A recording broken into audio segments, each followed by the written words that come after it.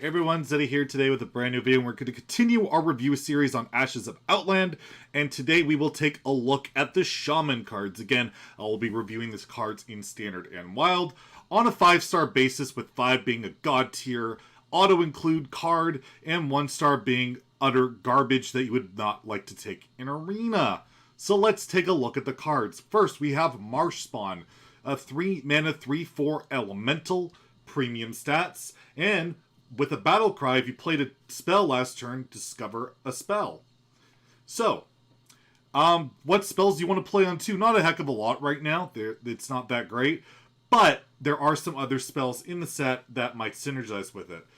To me, these kind of cards that like do value-centric things with no tempo typically don't plan out that well. You have like you've had like premium stat abilities to discover other elementals and do other things. The value is not usually good enough unless you have a really good end game. And from what I've seen with Shaman, especially losing cards like Shutterwalk and things, I'm not seeing it in Standard. It's a decent card, but I don't know what it's really going to accomplish for you outside of marginal value. I'll give it a 2 in Standard. I don't see it really popping up much. And in Wild, this is just, you're not ever doing anything with this that I can think of, so I'll give it a 1. Next, we have Serpent Shrine Portal. 3-mana spell, deal 3 damage to a deal 3 damage, which can go face, and summon a random 3-cost minion, overload once. So very reminiscent of Fireland's Portal. Very good card, good removal, good tempo. You could use it with Marsh Spawn, play this on 3, and then with the overload, you play Marsh Spawn on 4, but that's just kind of garbage. But this is good removal, it's burn, it's tempo, very solid card. I think it's include in a lot of most Shaman decks. Like, you could play this in a control deck, you could play it in an aggressive deck. Just very strong card. I'll give it a 4. I think it's going to be an auto-include in a lot of Shaman decks, unless it's very token-based. And even then, you might run it. In Wild, doesn't fit into even Shaman, doesn't fit into Murloc Shaman. Don't think it fits into to Shutterwalk Shaman, so might be a little bit out there, but not a bad card in Wild, just not really good enough. I'm going to give it a 2 there. I don't think it'll see play, but again, not terrible. Next, we have Totemic Reflection. 3-mana spell. Give a totem +2/+2. If it's a totem, summon a copy of it. So, sorry, give a minion +2. So you can give any minion +2/+2. But if it's a totem, you get another one. So 3-mana +2/+2 is absolute garbage. And totems in Standard are absolute garbage. I mean, I guess you can play Evil Totem and copy it. That's neat. But that always dies. And then you have Manatide Totem, which is 3 mana and not that exciting. And then you have your regular totems. I guess you could copy the 0/2 totem that goes face. Yeah, this card is absolute dog shit and terrible. Don't fucking play it. It's bad. Like, really bad. 1 star. Really bad card. And in Wild, it's not even cost. So the only deck that actually is totem centric, thank God, cannot run this. They can't copy their totem golem or anything like that. So yeah, this card sucks. It's a 1 in Wild as well. Just garbage. Just garbage. Bad card. Bad. Next, we have Vivid Spores, 4-mana spell. Give your minions death rattles, resummon this minion. So you have a board and you hit this, like, holy crap. That is some insane win more shit. Really good in a very greedy or an aggressive deck, like you're spamming a bunch of cheap Murlocs or cheap totems or cheap whatever, and then you can resummon them. And then you can buff them with, like, Totemic Surge and stuff, or Totemic, whatever it's called. That's just really quite good, but it's very greedy, win more, and you have to be ahead. In Standard, as a Shaman, that's incredibly hard to do, especially when the best deck in the game is Rogue, and they have all the tempo removal. It's hard to keep anything, and then you have a 4-mana spell in your hand that needs to get really good value, and it's going to be really hard to extract. So in Standard, I see 0 support for this, so I'm going to give it a 1. In Wild, there's some cool stuff you can do with, like, Emperor, with the Spellstone, with big stuff, cheating things out. It could be okay in a really greedy meme deck. So it's a 2 there. I'll give it a 2. There's some possibility of being a real greedy bitch in Wild. Or maybe it's good and even Shaman. You just you put this on all your totems, and that's could potentially be really good. It's like death rattle protection to your board, and then you can buff them more, your totems and all that afterwards. So it might be an even Shaman card, like in the same vein as Splitting Axe, but that's more tempo based and it has a weapon. But I could see it. It probably won't happen, but I'll give it a 2 with a potential chance of a 3. Next, we have Shattered Rumbler, 5 mana 4/6 elemental. Battlecry, if you cast a spell last turn, deal 2 damage to all minions. Apparently this doesn't include itself. They're updating it. It won't hit itself. But even with that, again, this whole playing the spell thing last turn seems very awkward. There's not a ton of support for it. I don't know. I just don't see like how a control shaman is doing anything in any format. Like you could do maybe quest shaman, right? Because you still have that, but no Shudderwalk. I don't know. It's like a good card in principle. Like you look at it, it's good stats, it does a good thing, but like where is this fitting in? I don't know. I don't see it. It's a decent card without a reasonable home. I'll give it a 2, but it's really just kind of a 1. And in Wild, it's definitely a 1. You're just not really going to play this card, and it's kind of a shame. It's a pretty cool card. Speaking of that type of a card, we got the Lurker below. A 6 mana 6/3, so absolute garbage stats, but the battle cry is deal 3 damage to an enemy minion if it dies repeat on one of its neighbors. So it's kind of like a Godfrey. Like it can chain and basically clear the board as long as the health is relatively low, which is pretty cool. You can manipulate it depending on where the minions are positioned. Your opponent can play around it. Again, I just don't know what control shaman thing you're doing. You can play this in Quest Shaman perhaps, but I don't see it. It's, again, I like the design. I think it's a cool card, but it's too honest. It's too modest. And the deck archetype doesn't exist in Standard. So I'm going to give it a 2 in Standard just because I like the card. I think it's cool and well made, but don't see it in Wild. Maybe this could work in Shudderwalk, like a Reno Shudderwalk Shaman deck. It's not the worst. It can help. It's an AoE. It's good against aggro.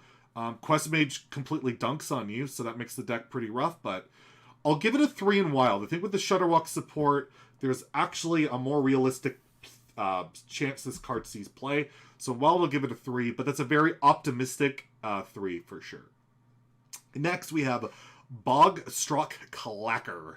3 mana 3/3 Battlecry. Transform adjacent minions into random minions that cost 1 more, so evolution effect. Decent tempo card. You can turn your crappy useless totems into 2-drops. We've seen a card like this before. It was a 4 mana 4/5, and that was premium stats, and that saw like no play. I think it's too situational to win more, and the evolution effect just probably isn't strong enough, but it's not bad. It's reminiscent of like Argus, kind of, you know? It's a buff on your board. Not really sold on it. It's okay, but probably not good enough in Standard, so I'll give it a 2. In Wild, there is no way this is any good. You have Evolve, you have Unstable Evolution, you have way better Evolve cards, and you can only run so many, and this is not going to take it. Although there is some pretty cool, like, you drop Corridor Creeper, and Bogstrike, and you got 2 8-drops. That's pretty insane, but outside of that, I don't think so. So again, I'll give it a 2. It's not far off, but it's not quite there, and that's a big deal in Wild. Next, we have Bogspine Knuckles, a 5 mana 4/2 weapon. After your hero attacks, transform your minions into random ones that cost 1 more. So it basically casts Evolve every time you attack. This card's really good. It's really good. It's a proactive weapon. It affects your entire board. You can manipulate when you want to play it. You can kill things. You can go face. It's a very strong card. Just good on like a board of totems. Like you get a bunch of 2-drops and then you can turn those into 3. Very solid. It's probably good in like an aggressive deck, a mid-range deck. I don't know what exists right now for that, what it's going to be like, but it's going to find play at some point.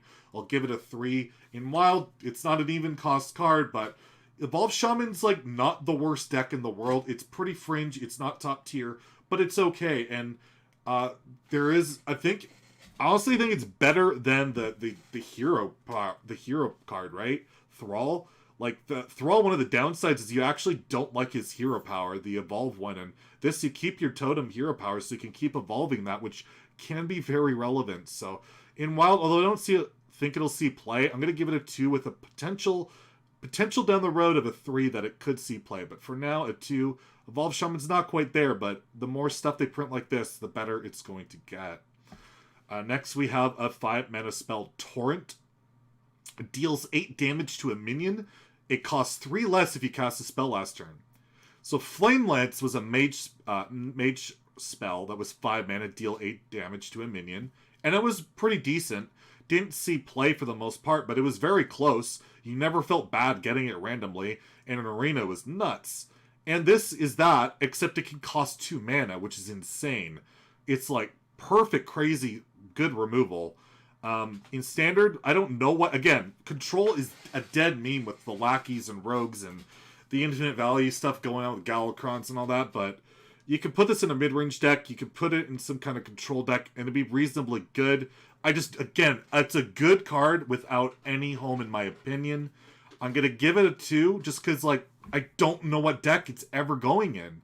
There's, like, that 3 mana spell that deals 4 damage. It can deal 4 to adjacent minions if you're holding a dragon. That spell's crazy, but it sees no play, because there's no home for the card. And, again, Torrent just kind of reminds me of that. How are you playing Control Shaman or Combo Shaman? I don't see it. So it's a 2, but it's a good card. In Wild, again, you can maybe as a Highlander card, but I think you have better removal options. I'll give it a 2 in Wild as well. It's not bad. It's good removal, and you have a lot more support for it. You have a lot more good, cheap spells that you can play. So maybe it is a 3 there, but I'm going to stick to 2. I just don't see that deck archetype really getting in there quite yet. And lastly, we have the Shaman Prime Legendary that I can never pronounce, but I'll attempt to yet again. Lady Vashajoja, or Vash. Let's go with Vash. The J just doesn't exist. It's a 3 mana 4/3 spell damage +1. Shuffle Vash Prime into your deck, which gives you a 7 mana 6/3. I'm not entirely sure on the stats, but the effect is you draw 3 spells from your stack, and they cost 3 less. And it also has spell damage +1. So this could be like a burn combo card, which could be very effective. You like cheat out Lava Burst, Lightning Bolt, things like that. Serpent Shrine Portal you can cheat out, right? All those spells can cost 0 when you cheat it out with the Prime Minion. And then you play Malagos and you kill your opponent. That's maybe the combo deck out there you can make work. But it's slow, inconsistent, and Shaman doesn't have the draw. That's why I'm so skeptical about this type of a deck working. But that's insane value, or you can just throw it into a control deck and draw all your AoEs. But again, you have no real good win cons, so it's a really good card that can do some crazy stuff. I will give it a 3, because if any card can make that work, it's this. The design is insane, the power level is really strong. It's a very good card. I just, again, with Shaman, I don't know.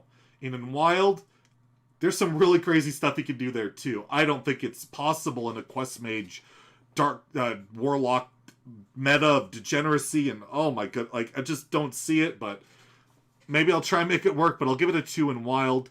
And yeah, overall, Shaman gets a bunch of like really kind of good-ish cards that just don't win games on their own, and if you look at the other classes, they all have ways of winning games, and Shaman just doesn't. They have a lot of good utility cards for decks that don't exist.